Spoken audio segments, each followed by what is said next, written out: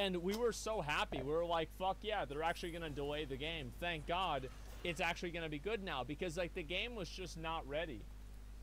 The struggles with the Battle for Azeroth, Blizzard proved, as they have many times, that selling copies wasn't the problem. Yep. As Shadowlands sold an impressive 3.7 million copies on launch day alone. Best-selling PC game Much like ever. its predecessor, though, not long after the initial launch, the expansion's major features would be the focus of criticism. Yep. The Tower of Torghast, or Chorghast as players soon likened it to, suffered the same fate as island expeditions from the Battle for Azeroth, and quickly became repetitive, as with most systems that reset on a weekly timer. Dude, I think they've made Torghast a lot better over time, and I think it's better now than it has ever been.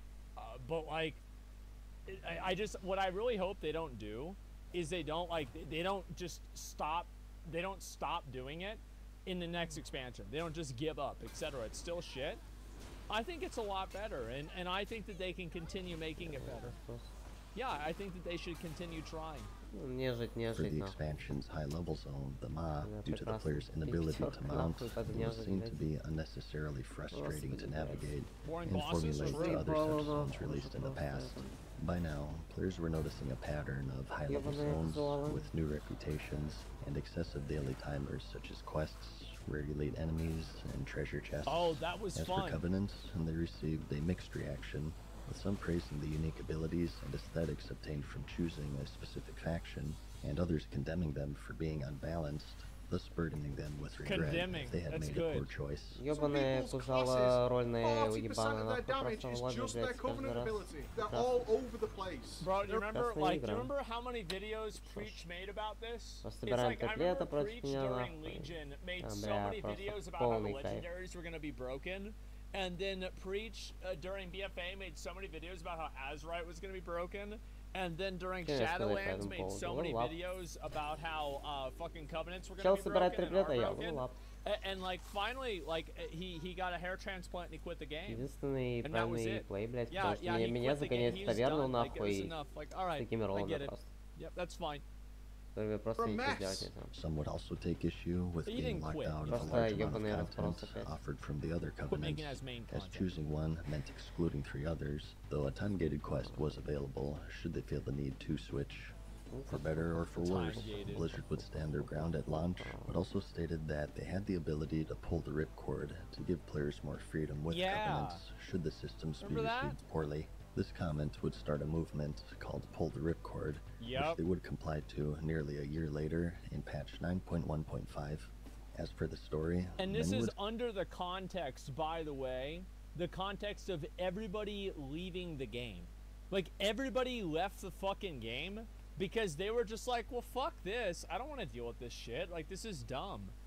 And like, obviously he's not talking about this, but that was the exact time where everybody moved over to playing Final Fantasy. Yeah, they admitted they said there wasn't a ripcord, and then players were like, oh, okay, well then never mind. And then they stopped playing, and they're like, whoa, whoa, wait a minute. We didn't mean that there wasn't a ripcord. We just mean that... Просто, блядь, стабильно дектрекер, вот, просто я стабильно должен сидеть и смотреть, как дектрекер мне показывает, что луз, блядь, что луз, блядь. Я просто заебало, нахуй. Я не могу, блядь, на второй таверне, на третьей адекватно, блядь, посидеть, на 10-й, нахуй, блядь. Просто, блядь, просто всем все идеально разъят, нахуй. На их тавернах, а я сижу, блядь, я левелапаюсь самый первый, ничего не получаю, не левелапаюсь, блядь, нахуй. Другие имеют возможность вколываться, я имею возможность левелапнуть. They would not be shy in expressing their frustration. How many books are you gonna fucking get out of me? How much money am I gonna... Ну, блядь, охуенно меня закидывают расходами, нахуй. Вместо триплетов и какого-либо общего понимания, блядь. Wow, I don't understand this. Pay before I can finally explain the lore to the people that want to know about it to the degree that it's actually comprehensible. I will never serve. Major cutscenes would continue to be unlisted on their YouTube channel in response to the negative reception. Only time will tell of the fate of the Shadowlands, if it'll go down as a good or a bad expansion, but players are quick to note the similarities between it and the Battle for Azeroth. Да, подкидывают нахуй, подкидывают он Лероев, набери Лероев нахуй, блять, просто, набери Лероев, блять, играй Лероями нахуй. Ты за всю игру не собрал ни триплетов, нихуя, на Лероя, блять, играй и надейся, убивай одну карту из 10, блять, пробафанных нахуй у челов, из 7 пробафанных нахуй, уже, блять, пробафанных. Просто, блядь, браво нахуй, просто браво. After listening to player feedback, the MMO was remade in many ways and relaunched in 2013. It would see steady growth due to these improvements and also the shortcomings of the World of Warcraft. I remember during that speech he was giving, I was like, man, like, are we sure he's the bad guy? This guy doesn't seem that bad at all. I kind of like him. Yeah. As players became increasingly embittered with Shadowlands, they started migrating over, including major streamers and YouTube channels. Bro, look at that. They started migrating over. Look at that, man. Like, that's what happened. We're quitting WoW. I remember I watched this one too. Including major streamers and YouTube channels, creating more. Damn. As we criticize World of Warcraft devs, start making the game that we know you can make. That's right. Oh yeah, that's right. I made, remember whenever I would write twitlongers? So like, you know how people would usually use like twitlongers to like cancel someone? Like I would cancel entire games. I would write like these massive fucking twitlongers, and they got super popular, by the way. Like the WoW one that I did, it literally had 1 million people. Увидел ник, понял, против кого играет, и решил даже не усиляться, воспринимать, какое у меня стало, блять. Which is fucking wild, man. Tension within the already tribalistic MMO community, as players, content creators, and even employees would take shots at each other over social media. Those subscriptions remain to be hidden. Ничего не ожидать, просто мне некуда отправить Лероя, потому что я закидываю миллионами That was such a bullshit article, by the way. I still am not convinced that Final Fantasy has more players than World of Warcraft. I am not convinced that this is the case. It was a completely bullshit article. The website was using bogus statistics. I don't think so. It might be close. You're right. It could be close. But I don't think it is. Like, based off of everything that I know, it seems like that's not the case. How do you know? No one knows, but I felt like the tools that they used in order to come to the conclusion were incomplete. They're even sending out surveys attempting to gauge interest in it. For the first time in many years, it was becoming clear to many that the World of Warcraft was losing its hold on the genre. Yeah, that was definitely true. Like, regardless on how many subs each game has, I think that what he said is true. Like, yeah, it was definitely losing its hold on a genre. Bro, do you remember? I remember whenever I made my video. And, like, I didn't really talk a lot about the Dark Portal Pass whenever it first came out, right? I made a video about it, but I didn't really go over it over and over and over. And, like, everybody was like, oh, it's just Asmongold. Oh, I hate him. He's that, oh, no, it's him again. He's gonna spit on me. And they were so upset about this, right? And then Mad Season drops a 1-hour mixtape. Both sides. Fucking just demolishing the Dark Portal Pass, deleting the deluxe edition. Того буяна, которого мне предложили, с таким буяном мне бы уже никогда не предложили карту. Я забыл. Такого типа. Знаете, как насыпали под буяну нахуй, когда до этого предлагали его, и я его не взял. 2020, the next step for Classic was announced, and as many expected, players would begin their second journey into the Outland in the Burning Crusade Classic. Much like the base game, the first expansion would be recreated closely to its original run in 2007, but with one exception, the addition of a major cash up element, the character boost. We are going to offer a level 58 boost for purchase, but it does come with some restrictions. So it's going to be 1 per account. It's not going to be usable on Blood Elf or Draenei. It'll have some. For many players, the feeling of anticipation was quickly replaced. TBC equals the Bobby charity. The Bobby charity. Oh my fucking god, man. Все, Буян like, закрыт нахуй. TBC having the level 58 boost, I don't know, like, it wasn't really that big of a deal. Ничего не могу сделать, ничего не могу взять, пока я Буяна не найду нахуй. Просто ничего. Просто, блядь, where it's like they have the boost and it's like, знаете, мне карты кидают, которые нужны после того, как у меня что-то укомплектовано. Это просто белиссимо. And it was weird, man. The Wrathgate Pass? Oh, absolutely. As character boosts, among other such as the WoW token, were specifically stated not to be released in the classic version of the game. It's not classic. It's classic Burning Crusade, and that's not the same thing, Mad Season. Don't turn their words around on them. That's so disingenuous. As they didn't exist back then. Ultimately, the character boost would be a one-use service, bringing any character to level 58, and was offered in a bundled package that also included other digital rewards, including a mount, a pet, and a toy. Ignoring the fact that they had lied, Нормально у меня стол на it was intended for new players who didn't have the time to level. There's a lot of my friends, for example, who maybe didn't really play Classic when it first came out, right? And so now they're behind. И предыдущие игры у меня был такой стол, позапредыдущий, позапредыдущий, позапредыдущей игре у меня был такой же стол. Просто замечательно, ебать.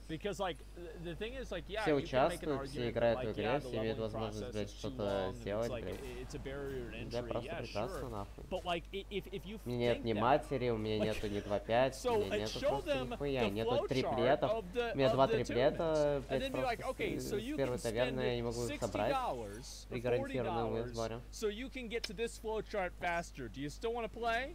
And I bet a lot of those fucking dad gamers are gonna think, you know what? Let's go back to Minecraft. Но я, кстати говоря, не влетаю, блядь. Лиф остался последовательно атака этой мерзости. For those who preferred the vanilla state of the game, but this too would be met with controversy, as there would be a $35 charge in transferring characters to both states. Oh my god, I forgot about this. Listen to this. I talked over him. Listen real quick one time, one more again. As there would be a $35 charge in transferring characters to both states of the games, as characters that players spent the past year and a half leveling and gearing. Wait, Matt Season got the shield? When the hell did he get the shield? I didn't know he had that. I never got that. Знаете, как Буян очень сильно здесь бы сыграл, но его просто нету, нахуй. That son of a bitch. Просто ломают нахуй ролл. It's a Nax shield. Yeah, I didn't play. Yeah, you're right, I didn't play, but still, man. I mean, it's just like, fuck. Be dangled in front of their faces in the login screen behind the paywall. The outrage was immediate, and Blizzard would respond by lowering the charge to $15, down from $35. As for the I thought it would be fair, like $5, like 15 bucks. It went down a bit, but like, you know what you call that? That methodology, by the way. Просто мне игры сдают без боя, нахуй. Anchoring. And anchoring is whenever you set a price in the consumer's mind, and then you use that price to negotiate down to what the actual price that you were using. There's another term for it, though, that they actually talk about in Warcraft Arclight Legends. It's called Sneed's Greed. You're right. It's the same thing. The community was quick to point out the dangers of releasing such a service, such as the abandonment of the old world. Wait, yo, McConnell, you didn't hear about that. You heard about that, right? Don't tell me you didn't fucking hear about that. You know that there's a character literally in fucking in the mobile game. What? What did you say it was called? His name is Sneed. And he has an ability called Sneed's Greed. I swear to God. Like, I swear to fucking God, it's real. It's actually a real thing. I couldn't believe it. Like, I'm like, is this fucking real? Like, yes, it is. Oh my God, it used to be called Chuck? I have no idea. But yeah, Sneed's Greed. There you go. Wow. Okay. So yeah, $35 fucking dollars for that, and they took it down to 15. People thought they won. It was better, but it was still too much, I think. And how bots, which had already been a major problem in Classic, would become empowered with the ability to skip towards the end game, making them capable of farming higher level materials almost immediately, thus having a greater negative effect than they previously had. Remember whenever I did the graph for this? Remember that graph? Does anyone remember that graph? We don't have the NFT for it, but, you know, maybe I should have. He also warned that accepting a service as major as this would lead Classic down the same familiar road, and that it would suffer the same fate of the game that spawned its existence to begin with. I'm glad they're speeding up the release of like all the Classic servers and everything, and just, you know, like now how TBC, pretty much the whole life cycle of the game is less than a year. Like, I hope they go even faster with Wrath. That way they can have the Classic servers catch up to the Shadowlands servers, and everybody can be playing on like the same patch again, you know? Like, that's, I mean, hopefully that's what's gonna happen, right? In addition to creating an unfair, paid element that let players pay to skip what other players had already worked for. Yeah. Though these worries would ultimately be ignored, and a level boost was released despite the backlash. Footage of boosted characters started to appear immediately. Literally every single bot without fail was a level 58 boosted character. The limitation of 1 per account for bots is completely irrelevant. As expected for them, it's just a huge time save from actually having to level. And many saw an old world now abandoned, as the boost now loaded the majority of the player base directly into the Outland. One of the core design philosophies of Classic had been betrayed. Yeah, I think so, and that's what the problem was, right? Is like, I don't really have a problem with them doing that for like new games and shit like that. I think, you know, I'm much more liberal with the microtransactions and newer games, because they're newer games. It's for a newer audience, for newer problems, and for a newer world. But the difference is that this is an old game, and Classic Burning Crusade is supposed to be Classic Burning Crusade. It's not supposed to be Final Fantasy XIV. It's not supposed to be Wrath of the Lich King. It's supposed to be Burning Crusade. And that's what it should have been. Especially in terms of that systems, you know? Don't make a leveling thing then? Yeah, that's exactly what I meant. TBC would have been dead day one without the boost. Boost saved the game. I don't really think so. I think TBC was the WoW enthusiast game. Like, if you are a TBC player, you are a WoW enthusiast. You are already 60, man. I feel like TBC, so like Classic WoW, this is my opinion, right? Is like Classic WoW appealed to like fucking everybody. That's why it was like this massive cultural event. It was huge in 2019, and it still continued to be huge for quite a while. Burning Crusade was only really appealing to people that were already 60 at that time. They were already 70 at the time of Burning Crusade. So you don't have the people that played Classic WoW and they got to level 34. Well, no, because they don't get to there's no new extra nostalgia for that person because they never got there. So false appealed to me. I didn't play Classic. I don't know. I think that there was an opposite. I think that you're right. There were some people that were raiders and they were like, well, TBC is going to have more interesting raids. But I think that's what it was. I think that TBC didn't appeal to even nearly as many people as Classic did. A large portion of the player base at this point were refugees from current World of Warcraft, due to in large part of the overzealous cash shop, which was promised to be absent in the recreation. Shortly after, a WoW token with the green Burning Crusade background was data mined, and players took to the forums, creating numerous threads asking for confirmation. I don't know why people are so mad about the WoW token in Classic WoW. I mean, you can just buy gold and nobody got banned for it anyway. Like, who cares? But, I mean, functionally, it's the same thing. I mean, really, like, it was the same thing. Like, yeah, obviously it would kill the game and it would be bad. But, like, Blizzard was already killing it. Like, I mean, I don't know. Like, it's... Classic token wouldn't have mattered? Yeah, it just doesn't matter. This was we deserve this. Classic, yeah, there you go. And once more, were simply ignored. Still to this day, several months later, there's no confirmation, yes or no, of their plans to implement it into the game. This betrayal proved to be the final straw for many of the player base, including the highly intelligent, not monotone, and physically attractive YouTube user Mad Season Show, whom after 16 years playing and 7 years on YouTube had announced his retirement. The heart and soul now ripped away once more, Classic's population began to wane drastically, and the remaining players would comment on the second foray into the Outland becoming more and more empty with each passing day. Some of those who remained chose to rebel by targeting other players who had purchased the level boost. Fight the good fight. Go out fighting. You can't. Don't stop. You can do it. Bundle. Sorry if it's unofficial. Oh, you're definitely right. It legitimizes it. You are absolutely, definitely 100% fucking right. By performing an in-game emote /spit on anyone seen riding the deluxe edition mount. In response, Blizzard disabled the emote when targeting another player. Right. I will have it be known that Blizzard disabled /spit before they made it to where you couldn't type the N-word with the hard R. Yo. You know what gets me? What? I don't know if it was me. I remember exactly when it happened. I think it was you. Maybe it was me. I'm not sure, actually. But they released the mount. Yeah. Everybody thinks you came up with the idea of spitting on people.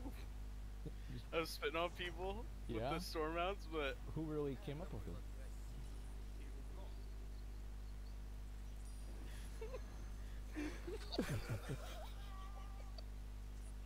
I have to deal with this shit. I have to deal with this fucking shit. And then if it gets better, I see we've got S-Fan in the chat too. I've got to deal with all this shit. So I'm getting this from the retail Andes that are mad at me. And then the classic Andes, I'm getting gold. And so then they're hating on me. And then S-Fan and McConnell are messaging me off stream. They're like, hey man, do you have like 1,000? Like, okay, so I need 4,000 gold for my epic flying mount, and somebody's gonna have to pay for this. And I saw you got a lot of gold, so can you give this to me? I don't want to ask my chat; they're gonna get fucking pissed off about it. Like McConnell tried to get me to go back into classic. He tried to get me to come back to streaming because we were running out of gold to raid BWL. That's true. Like it had nothing to do. He's like, oh yeah, it's Bash Cutter. Yeah, I gave Bash Cutter money. I gave it to my mods too. Yeah, that wasn't because like, oh yeah, let's come stream again. No, like we need gold. Like we really got to make this happen. I remember the one time we did that during Nax. That was disgusting. We made so much gold off of these idiots. I think it was like 18,000 gold we got. You know, I gave most of that away to Paladini so that Olympus could get through Nax. Did you know that? Yeah. Did you know I did that? No, I didn't know that. I did do that. Yeah. Wow. Did you know whenever we transferred, I paid for a lot of people's transfer. Yeah, that's what they said. Yeah. So listen, I get it. We gotta do what we can for the guild, man. I haven't raided with them for a long time though. Like I need to go back and transfer over. Why? You don't care? Yeah, but like that'd be fun to do Wrath for a little while. I mean, you know Warrior's OP, right? No, Warrior's always OP. Oh yeah, do you want to duel? No, I mean, like, it's OP on the damage meter. Yeah, I'm not going to win in a duel, no. Oh, okay, so you don't want to duel? No, I'm not going to duel. Okay, alright. I look at the I just look at the leaderboards. Yeah, alright. Okay, sure. alright. We'll get back to the video. Well, actually, Brett's ahead of you. Alright, anyway, back to the video. Let's see if we can spit on someone. Can't do it. There it is. No spitting allowed. Wow. Forum threads expressing concern with Classic's future were ultimately ignored, but to a community that acted against their interests, Blizzard's response would be immediate and clear. It was revealed later that Omar Gonzalez, who was one of the few responsible for taking action and making the Classic recreation a reality, had silently taken leave from Blizzard to join Secret Door under Dreamhaven, contributing to the ever-growing list of people who didn't quit developing games, but rather quit developing games for Blizzard Entertainment. Not long after, Jeff Kaplan, a 20-year veteran of Blizzard... Bro, this was so crazy whenever Jeff Kaplan left Blizzard. It just kind of came out of nowhere, man. Like, I was like, wait, what the fuck? Jeff is leaving Blizzard? Like, what? What? Like, it was so sad. And director of Overwatch announced his departure. This news would come as a surprise to the community, as the sequel to Overwatch, Overwatch 2, was still in development. Kaplan himself had gained a reputation as a leader and wholly passionate about his craft, so to leave a project before even seeing its release came off as abnormal, and many feared that something was deeply wrong with Blizzard behind closed doors. And prior to this, there he is. Veterans since its release in 2004, Alex Afrasiabi would also quietly drop from the company in June of 2020. I wonder why. The manner of which he moved on, however, was also abnormal. As had been customary with the more recognized veterans of the company taking their leave, there was no farewell post, nor even an acknowledgement by Blizzard, though the true reason for his departure would soon become clear. So-called cube crawls, in which male employees apparently drink a lot of alcohol as they crawl through their way through the cubicles, often engaging in inappropriate behavior toward female employees. The agency saying it seeks, among other remedies, pay adjustment. On July 23rd, 2021, this was a big Activision Blizzard once again became the center of national news, as the world would learn the details of a 2-year investigation and lawsuit by the state of California of continuous sexual misconduct and discrimination of their employees. The investigation alleges that female employees in particular were underpaid and subjected to regular sexual harassment by coworkers and superiors. Part of it said that the guys would make the girls do all the work because they wanted to raid. Like, that was some fucking wild ass shit. Like, it was just like the actual meme. Like, can't believe that. In the report, it was revealed that one employee ultimately committed suicide during a company vacation. This would occur after pictures of her vagina had allegedly been passed around a company party. The investigation also described cube crawls, where employees would become intoxicated and prowl to the workplace, subjecting coworkers to unwanted sexual advances, lewd behavior, and make inappropriate comments about rape and other intrusive or demeaning behavior. The news shocked the Blizzard community and served as the final straw for many, as players and content creators began to migrate away, favoring other MMOs such as Final Fantasy XIV. Activision Blizzard's response would be swift and attempted to mitigate the allegations, stating that the DFEH, the plaintiff in the lawsuit, had distorted their claims and had rushed to file an inaccurate complaint, and that they were sickened and found the manner of which they investigated and reported to be reprehensible, referring specifically that the employee's suicide had no bearing on the case. The response was quickly deemed tone-deaf by onlookers and employees alike, who staged a walkout in protest of the allegations and the cold response by their employer. Shortly after, Activision CEO Bobby Kotick also denounced the response, stating that it was tone-deaf and that fair and respectful treatment in the workplace was of the utmost importance. Not long after, he would hire a firm made famous for union busting for Amazon to investigate their HR practices. Months later, it was revealed that it was he who had originally drafted the initial response, and having another executive sign it in her name, that is the very same one that he denounced. It was also revealed that he had prior knowledge of several sexual assault cases in the workplace, and settling them out of court and failing to make them public. In one instance, he threatened the life of one of his assistants. In response of this news being made public, he would reiterate his commitment to the safety and equality of his employees. Anyone who doubts my conviction to be the most welcoming and inclusive workplace doesn't really appreciate how important this is to me. In August, the DFEH accused Activision Blizzard of destroying documents relevant to the investigation in violation of their legal obligation to not tamper with evidence of an ongoing lawsuit. Though this claim would be quickly denied by an Activision Blizzard spokesperson. Pictures and conversations relating to the Cosby Suite were also leaked, the nickname for Afrasiabi's hotel room from BlizzCon 2013, after the former comedian Bill Cosby, who had at that point faced multiple accusations of date rape. In an internal email, President J. Allen Brack stated his respect and care for equal treatment, and that Gloria Steinem, a well-known activist for women's rights, was a revered name in his household, having failed to grind the reputation to reach exalted, despite being human and having the diplomacy racial. What a casual.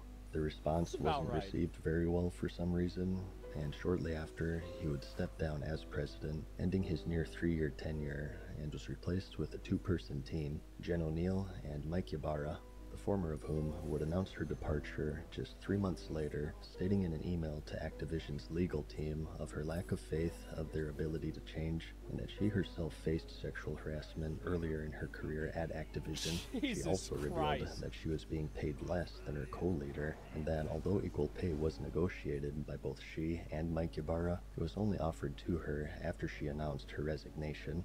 She also described attending... Yeah, that's like one thing that people forget, is that Mike Ybarra also negotiated for her to be paid the same amount of money.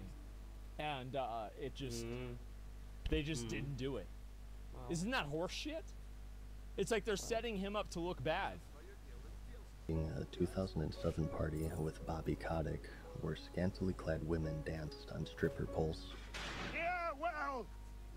I'm gonna go build my own game dev studio with blackjack and hookers. As for Mike Ybarra, he would quickly come under controversy not long after his new position for a tweet advertising selling raid carries for gold. While this isn't against the game's terms of service, it remains to be a controversial point within the World of Warcraft community. I hate people got mad about that. Like, yeah, obviously selling runs is bad, but selling runs wouldn't be bad if you didn't have the WoW token. The problem is the WoW token, not selling runs. As it edges the line of pay to win due to the player's ability to purchase gold with real money.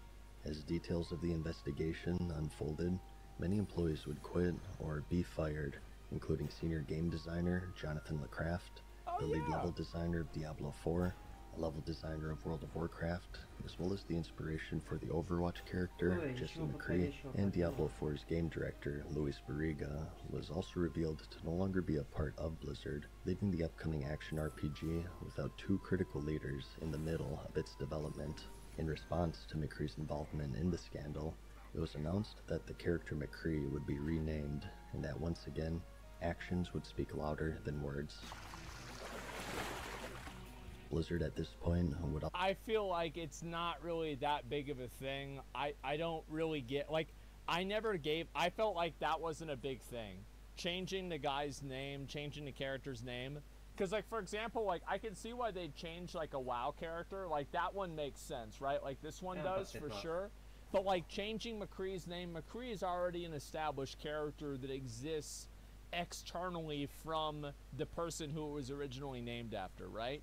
So, like, the character exists independently of who it's derivative from, whereas, like, this character is just obviously named after a dev. They deleted Swifty NPC? Well, of course they did.